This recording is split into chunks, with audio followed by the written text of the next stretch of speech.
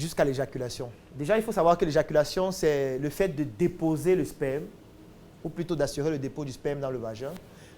Et la projection du sperme qui va aller de l'organe génital externe masculin jusqu'à féminin va passer par plusieurs processus. Alors, la première étape, c'est quoi? Je vous ai parlé des glandes accessoires, comme les glandes séminales et la prostate, qui vont contribuer à faire en sorte que le sperme soit éjecté du pénis, en contribuant déjà à la production du sperme avec les liquides qui seront produits à l'intérieur, comme le liquide principal qui s'appelle le liquide séminal. Alors, ce qui se passe, c'est quoi? C'est que la prostate et les glandes séminales vont se contracter et déverser dans un contenu dans l'urètre. L'urètre, c'est le conduit par lequel les urines passent et le conduit par lequel le sperme passe aussi. Le sperme et les urines passent par le même conduit. Sauf qu'il y a un qui donne directement sur la vessie. Il y a l'autre qui est produit par des organes annexes aussi, comme la prostate, comme le liquide séminal. C'est pour ça qu'il y a parfois une anomalie qu'on appelle l'éjaculation rétrograde. Ça veut dire que vous éjaculez, mais il y a un muscle dans l'urètre qui doit empêcher que du moins que le sperme rentre à l'intérieur. Et ce muscle ne fonctionne pas normalement. Et qu'est-ce qui se passe? Le sperme va aller tomber dans votre vessie. Parce qu'en fait, ça passe par le même canal. C'est ça qu'on appelle l'éjaculation rétrograde. Alors donc, ce qui va se passer donc, c'est qu'il y a donc un muscle qui s'appelle le sphincter urétral, le muscle sphincter urétral interne. C'est dans ce muscle-ci. Si ce muscle devient faible, qu'est-ce qui se passe? Ça va faire en sorte que le sperme ne pourra plus être retenu dans l'urètre pour sortir ou alors pour être éjecté à l'extérieur. Il va rentrer dans la vessie. Donc, c'est ce muscle qui empêche donc qu'il y ait un reflux. La deuxième étape, c'est quoi? C'est que dès qu'il y a déjà le sperme dans l'urètre, maintenant, il faut que le sperme soit éjecté. Et pour que le sperme soit éjecté, qu'est-ce qu'il faut? Il faut qu'il y ait des contractions. C'est pour ça que pendant l'éjaculation, il y a des contractions au niveau du pénis qui doivent faire en sorte que le sperme soit éjecté. Les contractions vont donc se faire avec les glandes qui sont du moins qui sont dans la région en question, comme notamment la prostate et puis les glandes séminales. Donc, il y aura donc une contraction aussi avec ces muscles qui vont faire en sorte que le sperme soit éjecté à l'extérieur. Et parfois, la vitesse peut atteindre 500 cm par seconde.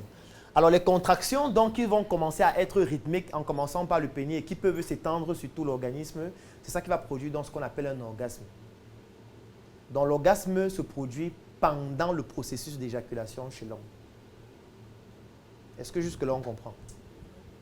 Parce que si le sperme n'est pas éjecté, le sperme ne pourra pas aller se déposer là où il faut pour que le processus de fécondation se produise en réalité.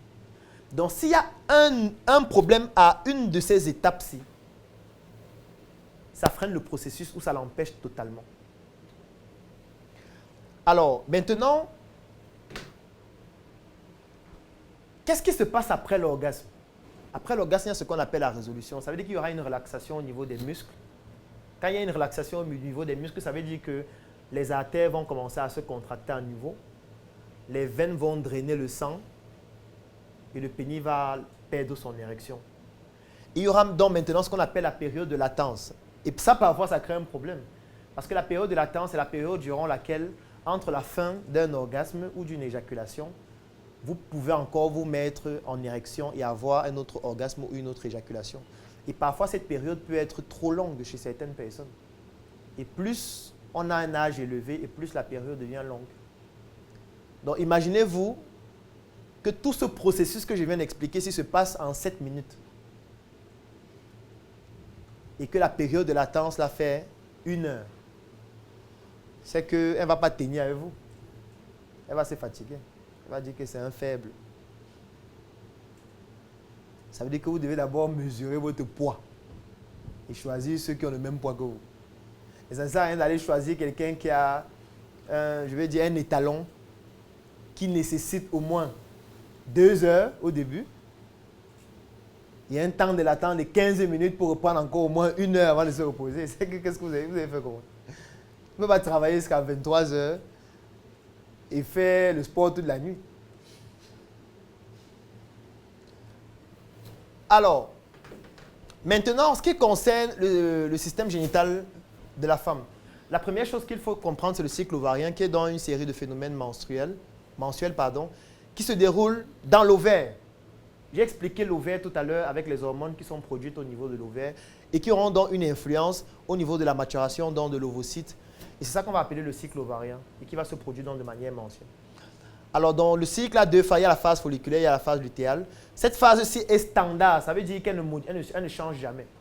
C'est cette phase-ci qui modifie, qui peut être beaucoup plus longue ou beaucoup plus courte, qui peut faire en sorte qu'il y ait certaines femmes qui aient des cycles plus courts, plus longs. Et le cycle standard, en général, met 28 jours, c'est-à-dire 14 pour la première phase et 14 pour la deuxième phase.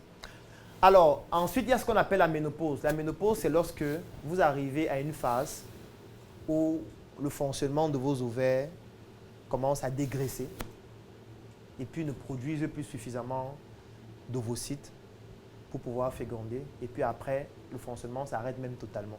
Ça peut se produire dans la tranche de 45 ans, de 50 ans, parfois avant, si vous avez des prédispositions, ou parfois si vous avez des pathologies qui peuvent potentialiser le fait d'avoir ce qu'on appelle une ménopause précoce. Il y a des femmes qui ont la ménopause à 30 ans. Oui, à 30 ans, il y a des femmes qui ont une ménopause à 30 ans.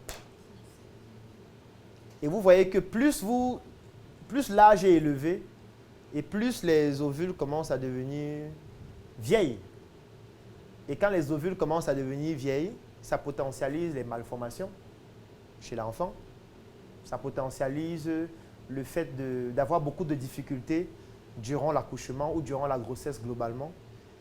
Et voilà, c'est pour ça qu'on recommande souvent aux femmes d'accoucher très tôt. Quand on dit très tôt, c'est dans la tranche de 25 à 30 ans. Parce qu'après 35 ans, ça potentialise beaucoup de problèmes qu'ils pourraient avoir pendant la grossesse ou pendant l'accouchement. Alors, ici, on va voir la physiopathologie, mais je ne vais pas expliquer pour chacun des éléments. Chaque fois que je vais prendre un élément, vous allez directement voir, avec l'explication que j'ai donnée tout à l'heure, où est-ce que ça peut intervenir. Je vais commencer par l'infertilité. Quand on parle d'infertilité, qu'est-ce qui peut faire en sorte qu'un homme ou une femme soit infertile? Quand vous suivez ce que j'ai expliqué dans la physiologie. L'infertilité, ça peut provenir de quoi? Chez un homme, par exemple. Qu'est-ce qui peut faire en sorte qu'un homme soit infertile? Moi, je pense la qualité du sperme. Oui, la qualité du sperme et des spermatozoïdes. En termes de... Là, c'est la quantité. Ça peut aussi être un problème. Quoi d'autre? La mobilité, très important.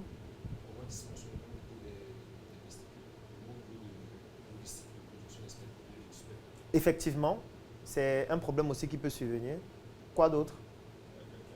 Oui? Oui, ça peut influencer s'il a beaucoup plus d'hormones féminines que d'hormones masculines, d'androgènes notamment, œstrogènes et progestérone, oui. Ça veut dire un problème hormonal, globalement, oui. Quoi d'autre?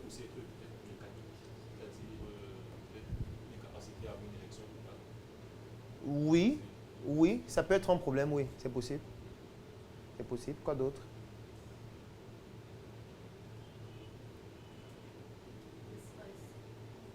Bon, le stress n'est qu'un facteur, mais ça ne peut pas être le seul. Le fait qu'il y ait pas d'érection. Oui, dysfonction érectile, globalement, oui, possible. Une infection. Oui, une infection sexuellement transmissible qui peut attaquer les testicules, qui peut détruire les testicules et qui peut détruire la qualité des spermatozoïdes. Oui, c'est même d'ailleurs la première des infections. Et ce qui est dangereux avec ces infections, c'est qu'à plus de 80%, elles sont asymptomatiques, c'est-à-dire qu'elles n'ont pas de symptômes. Donc ça se développe sans se manifester. Et ça entraîne directement des conséquences fatales en ce qui concerne la fertilité de l'homme. Ça peut être un problème, oui. Oui, par exemple, une gangrène, un cancer des testicules. Hernie, non. Hernie, non, pas vraiment. Sauf si ça devient étranglé, après, ça commence à se gangréner, et puis il n'y a rien à faire, oui, là, possible. Encore qu'il faudrait que ce soit les deux testicules. Vous voyez donc directement que quand je dis infertilité, vous voyez les différents problèmes qu'on peut avoir. Et qui dit problème dit opportunité d'affaires, en fait. Directement. Qui dit problème dit opportunité d'affaires. Ça veut dire que rien que l'infertilité de l'homme, c'est déjà beaucoup de business qu'on peut lancer. Quand on dit infertilité de la femme, ça peut être quoi à l'origine? Qu'est-ce qui peut être à l'origine d'une femme qui a une infertilité? Oui. On peut avoir un niveau de stérilité. Bon, la stérilité, c'est la forme définitive de l'infertilité. Les hormones masculines. Oui. Un problème, je vais mettre ça dans un problème hormonal. Globalement, oui, c'est Les possible. infections. Les infections, bien sûr. Oui, une obstruction au niveau des trompes, oui, possible, qui peut être une conséquence d'une inflammation des trompes, conséquence d'une infection sexuellement transmissible qui s'inflamme au niveau des trompes. Oui. Tu as dit? Oui, une conséquence d'avortement qui pourrait entraîner ce qu'on appelle des synéchies utérines ou alors qui peuvent même remonter au niveau des trompes. Parce que quand il y a un avortement, surtout quand il est provoqué par des techniques non conventionnelles comme le curettage, ça peut donc entraîner une perforation, que ce soit au niveau de l'utérus ou alors au niveau des trompes même. Et puis quand on dit perforation, ça veut dire qu'il y a du sang qui coule. Et quand il y a du sang qui coule, ça veut dire que ça va se cicatriser à un certain moment. Si ça se cicatrise mal, ça peut obstruer. Et si ça obstrue, ça veut dire que le spermatozoïde ne pourra plus entrer en contact avec l'ovule. Puisqu'on a la trompe qui est là, le spermatozoïde doit monter pour aller voir l'ovule qui est dans l'ovaire. Et si la trompe est bouchée, ça ne passe plus. Et ça peut créer une infertilité. Oui. Oui, ça peut être une conséquence d'une grossesse extra-utérine si ça aboutit à une intervention chirurgicale qui nécessite d'amputer, par exemple une trompe, et qu'après ça se répercute sur une autre. C'est possible. Donc vous voyez que rien que l'infertilité, c'est trop d'argent. Trop d'argent. Donc vous pouvez vous concentrer sur l'infertilité masculine, c'est vraiment vous laissez les femmes. Vous laissez les femmes. Et même dans masculine, vous prenez un seul segment. Vous vous concentrez dessus, ça donne beaucoup d'argent. Idem pour les hommes. Je veux dire pour les femmes. C'est pour ça que vous voyez une structure comme le Crachet, qui est à côté de l'hôpital général, qui est spécialisé dans la prise en charge des infertilités, qui a le plus grand plateau technique de toute l'Afrique centrale quand même, il faut le préciser. Et voilà, ils ont beaucoup d'argent. Puisque de toutes les façons, les femmes et les hommes ont de plus en plus de problèmes d'infertilité. Surtout qu'il faut noter qu'il y a aussi des influences environnementales. Il y a des influences au niveau de l'alimentation, il y a des influences au niveau de la pollution, il y a des influences au niveau même des antécédents, notamment du patrimoine génétique en ce qui concerne un certain type de maladies, les cancers. Donc c'est un problème de plus en plus grave. On retrouve beaucoup plus fréquemment des couples qui ont des problèmes d'infertilité. Ça devient récurrent, très récurrent. Et c'est beaucoup d'argent. Et on va voir ça tout à l'heure dans les opportunités. Alors, trouble. La mission est simple. Voici une arme capable de changer le mindset du continent africain. Détruire l'obésité de l'inconsistance intellectuelle dans laquelle se cache le coffret VIP. Il possède une arme contenant 200 heures de formation et 8 ans d'expérience entrepreneuriale. Recevez le pouvoir de devenir une meilleure version de vous-même. Armez-vous de cette clé pour une réussite entrepreneuriale.